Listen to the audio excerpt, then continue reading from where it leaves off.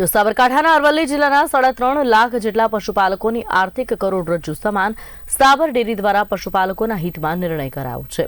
પશુઓ માટે સાબર ડેરી દ્વારા ઉત્પાદન કરવામાં આવતા પશુદાણમાં પ્રતિ બેગે 50 રૂપિયાનો ભાવ ઘટાડો કરવામાં આવ્યો છે। 65 કિલો પશુદાણની બેગનું 1600 રૂપિયાના ભાવે વેચાણ સાબર ડેરી દ્વારા કરવામાં આવતું હતું, જો કે હવે આવતીકાલથી 1550 રૂપિયાના ભાવે પશુદાણનું વેચાણ કરવામાં આવશે।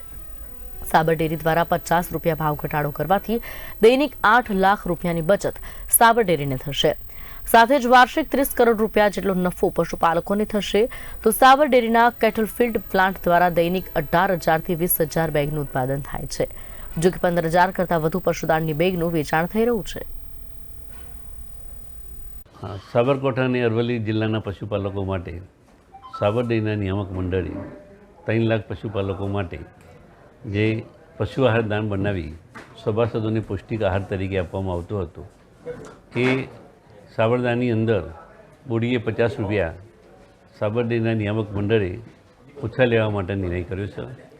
નાનાથી પર ડે 8 લાખ રૂપિયાનો સભાસદોનો ફાયદો થશે।